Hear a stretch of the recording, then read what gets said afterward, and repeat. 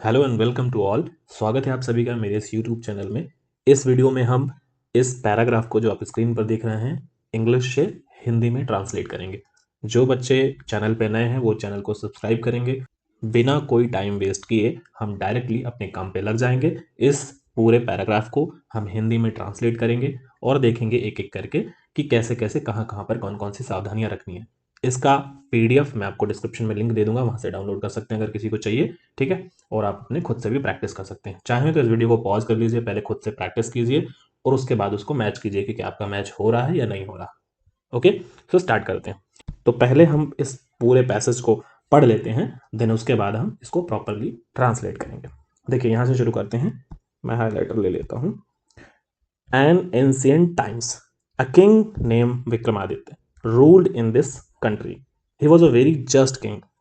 The people even today praise his justice. One day, some boys were playing in the forest near a village. There, they saw a mound covered with stone. One of the boys sat on that stone and said to his friend, "Friends, now I have become Vikramaditya. Bring your cases to me. I shall do justice." The fame of his justice spread far and wide. Everybody was contented with his justice. When that mound was dug, then people came to know that it was actually the sitting place of the king Vikramaditya. तो ये पूरा passage है। अब इस पूरे passage को किस तरह से ट्रांसलेट करेंगे हम उसे देखते हैं कि करेंगे। चलिए, तो अब हमने क्या किया है, पूरे पैराग्राफ को अलग अलग सेंटेंसेस में डिवाइड कर दिया है और फिर हम क्या करेंगे, इन सेंटेंसेस के हम टेंस को समझ करके इनको अच्छे से ट्रांसलेट करेंगे। सबसे पहले मैं आपको बता दूं समझाने के लिए, वैसे आप सभी को ये पता होगा लेकिन फिर भी, हिंदी में जब हम किसी भी सेंटेंस को ट्रांसलेट करते हैं तो आपको ये चीज़ पता है कि हिंदी का जो ट्रांसलेट करने का जो सेंटेंस का जो फॉर्मेशन होती है वो क्या होती है। पहले हमारा सब्जेक्ट होता है, यानी कि कर्ता जिसको बोलते हैं हिंदी में। पहले हमारा कर्ता होता है, उसके बाद हमारा क्या होता है, ऑब्जेक्ट होता है। फिर उसके बाद हमारा क्या होता है, वर्ब होता है, क्रिया। ठीक है, क्रिया हमारी हमेशा अंत में होती है हिंदी की, ये ध्यान रखिएगा। और सेम चीज इंग्लिश में क्या होता है कि हमारा सब्जेक्ट तो पहले होता है, यानी कि कर्ता तो हमारा यहां पर भी पहले, हिंदी और इंग्लिश दोनों में कर्ता पहले ही होगा। और कई बार ऐसा होता है कि हम बाकी के सब्जेक्ट्स, सब जो सेंटेंस में बाकी के जो शब्द होते हैं वो हम सब्जेक्ट यानी कर्ता के पहले लगा देते हैं, ऐसे ही इंग्लिश में लगा देते हैं। वो जब हम आगे ट्रांसलेट करेंगे अभी इसको तो समझेंगे, लेकिन बेसिक स्ट्रक्चर जो होता है वो यही होता है कि पहले कर्ता आएगा, फिर इसके बाद तुम्हारा बीच में जो है ऑब्जेक्ट आएगा, यानी कि जो भी अदर वर्ड्स में ऑब्जेक्ट्स में आ रहे हैं वो आएंगे, और लास्ट में क्रिया की उसमें क्या हो रहा है। और इंग्लिश में क्या होता है, पहले आपका सब्जेक्ट आता है, देन उसके बाद आपका वर्ब आता है। तो सब्जेक्ट के तुरंत बाद वर्ब आना ये तय है, ठीक है, इंग्लिश में। फिर उसके बाद आपके ऑब्जेक्ट और अदर वर्ड्स जो भी रहेगा। ठीक है, तो हिंदी और इंग्लिश के स्ट्रक्चर में बस यही फर्क है कि जो आपका हिंदी का स्ट्रक्चर रहता है वो आपका ये इस तरह प्रकार रहता है कुछ, कि सबसे पहले आपका कर्ता और फिर आपके ऑब्जेक्ट यानी कि बाकी के जो शब्द और होते हैं वो, और लास्ट में आपका रहता है क्रिया। लेकिन इसके जस्ट उल्टा आपका रहता है इंग्लिश में, कि सब्जेक्ट आपका पहले और वर्ब आपका सब्जेक्ट के साथ ही आएगा, ये ध्यान रखिए। ठीक है, तो अब हमने ये स्ट्रक्चर को ध्यान रखना है आगे और फिर पूरे पैराग्राफ को ट्रांसलेट करना। तो चलिए शुरू करते हैं। सबसे पहले इस वाले को पूरे को देखना है। देखिए क्या लिखा हुआ, इन एंशिएंट टाइम। क्या इसमें से कोई ऐसा शब्द है जिसका मीनिंग आपको नहीं पता है? इन मतलब कि में, एंशिएंट मतलब कि प्राचीन, और टाइम्स मतलब कि काल। क्या कुछ ऐसा है इसमें जो आपको नहीं पता? पूरा का पूरा पता है। अ किंग राजा, नेम्ड मतलब नाम का, ठीक है। विक्रमादित्य ये उनका नाम हो गया, विक्रमादित्य। फिर आगे है रूल्ड, राज्य करता था। रूल्ड, अब ध्यान से देखिए, रूल्ड है यहाँ पे, रूल्ड, विक्रमादित्य रूल्ड, मतलब कि थर्ड फॉर्म आ गई है रूल की, तो राज्य करता था। ठीक है, तो राज्य करना मतलब होता है, रूल मतलब राज्य करना, और रूल्ड मतलब राज्य करता था। ये बात समझिए, ठीक है। में, दिस मतलब इस, और या फिर यह, और कंट्री मतलब देश। आगे देखो, ही मतलब वह, वॉज मतलब था, ये वर्ब है, ठीक है, बाद में आएगी हिंदी में क्योंकि यहाँ तो पहले आ गई है सब्जेक्ट के तुरंत बाद, लेकिन वहाँ पे बाद में आएगी। A very just king, very मतलब बहुत, जस्ट मतलब कि हमारा न्याय, जस्ट या जस्टिस, तो ये क्या हो गया, ना न्याय, और किंग मतलब राजा। अब पूरे सेंटेंस को बनाते हैं। देखिए ध्यान से, सबसे पहले क्या करना है, हमें सेंटेंस को भावात्मक अनुवाद की तरफ ध्यान देना है। हमें सेंटेंस को वर्ड टू वर्ड नहीं ट्रांसलेट करना। ये तब हमने मीनिंग को अच्छे से कर लिया। जैसे कई बार होता है जिनको दिक्कत होती है, उनको क्या करना है, ऐसे लिख लेना है और फिर पूरे सेंटेंस को फॉर्म कर देना है एक भावात्मक अनुवाद में। देखो बताओ, आप एक बात बताओ, मैं ऐसे अगर शुरू करता हूँ सेंटेंस को, मतलब एग्जाम्पल बता रहा हूँ, आप आगे करके अच्छे से, जिसको आता है वो थोड़ा मूव कर जाएंगे फास्ट, जिनको नहीं आता वो थोड़ा एक बेसिक यहाँ पर समझ लेंगे। देखो मैं यहाँ से शुरू करता हूँ। राजा नाम का विक्रमादित्य राज्य करता था इस देश में। बताओ इसको कैसे बनाएंगे, आप ऐसे ही बनाओगे ना। अब ये देखो ध्यान से, प्राचीन काल में, क्या लिखोगे, प्राचीन काल में, ठीक है। विक्रमादित्य नाम का एक राजा, एक राजा इस देश में, इस देश में राज्य करता था। बताइए कोई ऐसा शब्द छूटा हुआ जो नहीं लिया मैंने, और पूरा देखो यहाँ पे मेरा सेंटेंस फॉर्म हो गया कि नहीं हो गया। सिमिलरली अब हिंदी, इस अगले वाले सेंटेंस को देखिए आप यहाँ पर, ही वॉज, ही मतलब वह बहुत न्याय राजा था। अब न्याय क्यों, न्याय तो होगा नहीं, जस्ट किंग मतलब न्याय नहीं, न्यायी। भावात्मक अनुवाद करना है तो वह, इसको मैं छोटा कर लेता हूँ, रेड कर लेता हूँ, वह बहुत न्यायी राजा था। तो मैं ऐसा लिख सकता हूँ इसको कि वह बहुत न्यायी राजा था। मैं इसको ऐसा कर सकता हूं, बताइए, इजिली ट्रांसलेट कर पा रहे हैं हम इसको। आगे बढ़ते हैं। The people even today praise his justice. The people, क्या लिखेंगे यहां पे, द पीपल लोग, इवन टुडे आज, और टू इवन का मतलब होता है भी, इवन टुडे, ठीक है। इवन प्रेज मतलब क्या होता है, प्रशंसा, प्रशंसा, ठीक है। आज भी प्रशंसा, हिज मतलब कि उसका, ठीक है, उसका, उसके, उसके, ये तो उसके, जस्टिस मतलब न्याय, आप सभी जानते हो। तो अब यहां पर देखिए क्या बन रहा है कि लोग आज भी, ठीक है, लोग आज भी उसके न्याय की प्रशंसा करते हैं। बताइए कोई दिक्कत आ रही है सेंटेंस में, ठीक है। अब आगे बढ़ेंगे। लिखा हुआ one day some boys were playing in the forest near a village. अब इसको पूरे पैराग्राफ में, वन डे एक दिन, क्या इसमें भी कोई दिक्कत है क्या, कोई ऐसा शब्द नहीं है जिसका मीनिंग आपको नहीं आता। सम बॉयज कुछ लड़के, ठीक है। वर मतलब थे, वर मतलब था, थे, लेकिन था नहीं, क्यों नहीं होगा, थे होगा, क्योंकि ये क्या है, वर वॉज तो सिंगुलर के लिए होता है, वर क्या है, प्लूरल के लिए होता है। तो सम बॉयज प्लूरल हो गया, तो ये हो गया थी, थे। प्लेइंग मतलब खेल रहे, ठीक है, खेल रहे, और वर मतलब थे, कंटिन्यूसली आईएनजी लगा हुआ तो खेल रहे। इन मतलब में, द फॉरेस्ट मतलब जंगल, नियर अ विलेज मतलब गांव के पास में, ठीक है, नियर अ विलेज गांव के पास, ठीक है, गांव के पास या गांव के निकट, जो भी आप कह सकते हैं। अब इसको बनाइए पूरा। एक दिन कुछ लड़के, अब देखो कैसे बना, एक दिन कुछ लड़के थे, ये तो छोड़ दोगे अभी के लिए, तो पहले लिखोगे एक दिन कुछ लड़के, इतना तो बन गया, इसको हमने यहां से छोड़ दिया, हो गया।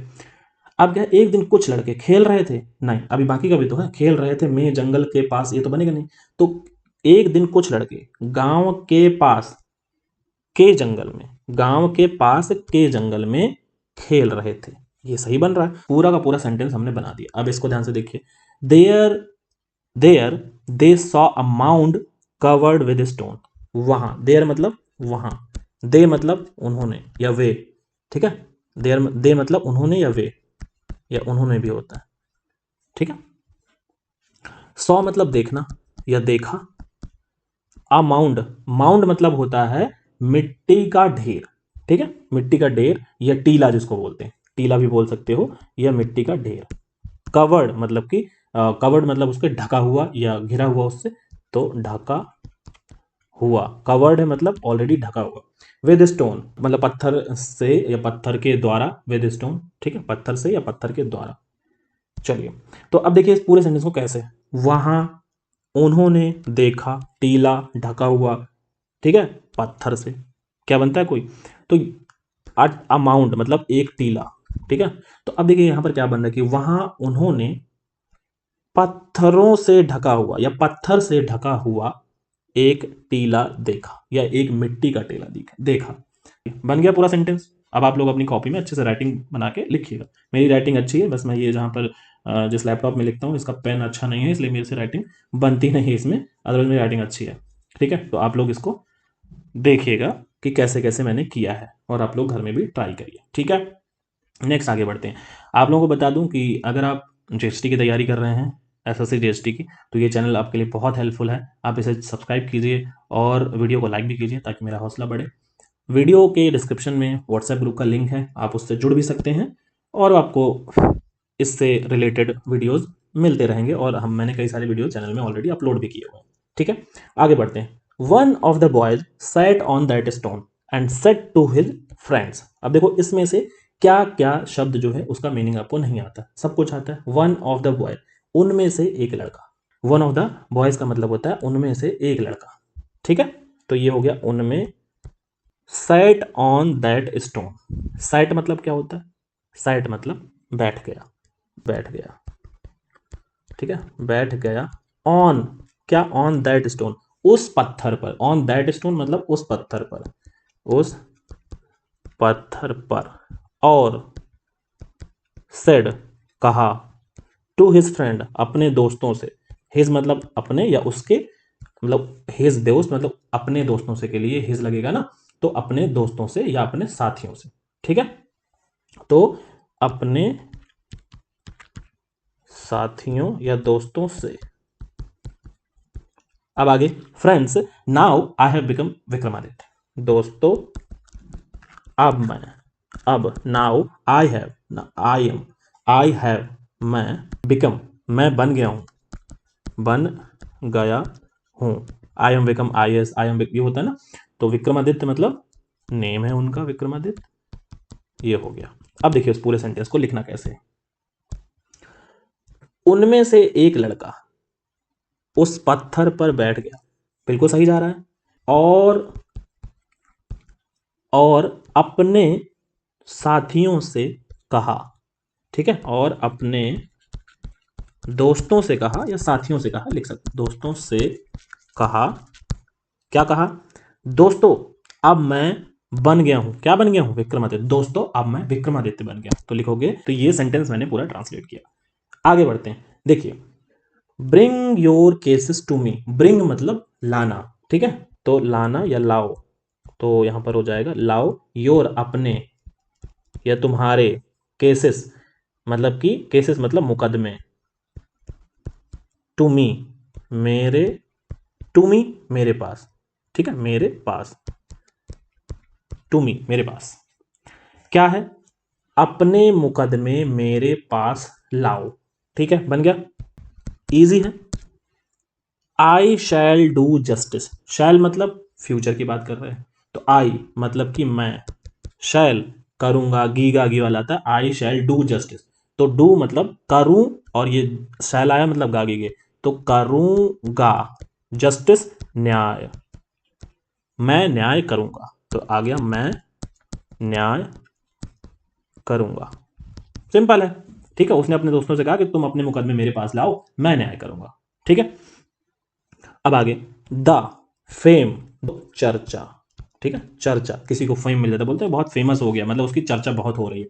Famous of his justice, of his justice मतलब, ऑफ हिज जस्टिस मतलब, जस्टिस मतलब न्याय, उसके, हिज मतलब उसके न्याय, और ऑफ मतलब की या काकी के होता है ना, उसके न्याय की।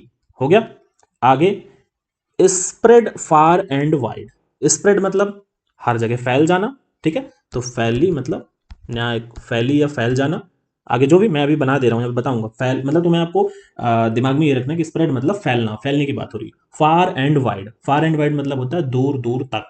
ठीक है, फार एंड वाइड, दूर दूर तक, ये एक फ्रेज है।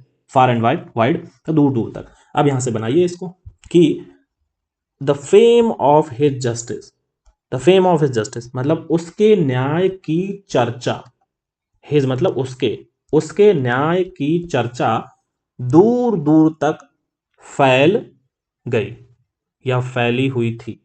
पास्ट की बात हो रही है। ठीक है, तो आप यहां पे बना सकते हो उसके भावात्मक अनुवाद करना है, उसके न्याय की चर्चा दूर दूर तक फैल गई। तो अब इस सेंटेंस की बात करते हैं। Everybody was contented with his justice. Everybody मतलब क्या होता है? प्रत्येक व्यक्ति, सभी जानते हो, ठीक है, ऐसा कोई मीनिंग तो है नहीं। एवरीबडी यानी कि प्रत्येक व्यक्ति। फिर आगे है वॉज मतलब कि था। कॉन्टेंटेड का मतलब होता है सेटिस्फाइड यानी कि संतुष्ट। विद हिज जस्टिस उसके न्याय से, हिज मतलब उसके, जस्टिस मतलब न्याय, और विद मतलब से। तो अब यहां पर इसका क्या हो जाएगा? प्रत्येक व्यक्ति उसके न्याय से संतुष्ट था। मैं लिखने की जरूरत है नहीं वैसे, मुझे यहां पे लिख लो आप, प्रत्येक व्यक्ति। Next, when that mud mound was dug, then people came to know that it was actually the sitting place of the king Vikramaditya. when यानी कि जब, जी वाला ठीक है, जब दैट मड, ठीक है, उस मिट्टी के ढेर को या मिट्टी के टीले को, तो उस मिट्टी के टीले को वॉज डग, वॉज मतलब था, डग, डग मतलब खोदना, डग मतलब क्या होता है? खोदना, तो खोदना मतलब खोदा। देन तब, पीपल लोग, केम टू नो लोगों को, केम टू नो पता चला या लोगों की जानकारी में आया, लोगों की जानकारी में आया इसका मतलब क्या? लोगों को पता चला, यही तो बोलेंगे दूसरे शब्दों में। तो लोगों को पता चला, पता चला। नो मतलब जानना यानी पता करना, पता चला। दैट कि, इट वॉज एक्चुअली, इट मतलब यह, एक्चुअली मतलब वास्तव, था, वॉज का मतलब the sitting place of the Vikramaditya. Sitting place मतलब बैठने का स्थान, बैठने का स्थान, of the Vikramaditya, of the मतलब का, किंग राजा विक्रमादित्य। अब पूरे इसको अभी सजाते हैं, फिर पता चलेगा भी कि क्या इसका पूरे का मीनिंग निकला। जब उस मिट्टी के टीले को खोदा गया, आपको जरूरी नहीं कि उस शब्द का मीनिंग लिखना है, आपको पूरा सेंटेंस पढ़ना है और फिर आपको क्या करना है, उससे पता चल जाएगा कि आप वहां पर किस शब्द का प्रयोग करें। ये हो गया यहां तक। तब लोगों को पता चला, है ना, then people came to know, ठीक है, तब लोगों को पता चला, then people came to know. तो ऐसा लिखेंगे। अब मैं अगर इसको शब्द से शब्द, एक एक शब्द का मीनिंग लिख के अनुवाद करूंगा तब तो गलत हो जाएगा। देन पीपल तब लोगों को, केम टू नो जानकारी में आया, ये भी बोल सकते हैं। और केम टू नो, है ना, नो मतलब जानना, तो जानना आया, केम टू नो। अगर मैं ऐसे लिखूंगा जानना आया तो ये तो गलत हो जाएगा ना, ये तो कोई सेंटेंस नहीं बन रहा। शुद्ध हिंदी में तो यही बनेगा कि केम टू नो जानकारी में आया, यानी कि तब लोगों को पता चला, ठीक है, तब लोगों को पता चला। तो आप लिखोगे कि लिखेंगे यह, कि यह वास्तव में राजा विक्रमादित्य के बैठने का स्थान था। इस तरह से पूरे सेंटेंस को देखिए, कोई शब्द कहीं है कोई कहीं है, मैंने इनकी हिंदी लिख ली और एक एक शब्द को आराम से एक पिरो दिया बढ़िया से सेंटेंस में और बन गया। तो इसका पूरा क्या हुआ कि जब उस मिट्टी के टीले को खोदा गया, तब लोगों को पता चला कि यह वास्तव में राजा विक्रमादित्य के बैठने का स्थान था। और आप लोगों से अनुरोध है कि इसका स्क्रीनशॉट ले लीजिए, ठीक है, और फिर स्क्रीनशॉट लेने के बाद आप खुद से पहले इसे ट्रांसलेट करिए, फिर इसके बाद मेरे वाले से मैच करिए। ऐसे ही और वीडियो देखने के लिए मेरे चैनल को सब्सक्राइब कीजिए। मैं डेली कोशिश करूंगा कि आपको इस तरह के कोई ना कोई वीडियो, चाहे निबंध से संबंधित हो या फिर अनुवाद से संबंधित हो, लाता रहूंगा, ठीक है। तो आशा करता हूं पसंद आया होगा। मिलते हैं अगले ही वीडियो में, तब तक के लिए नमस्कार।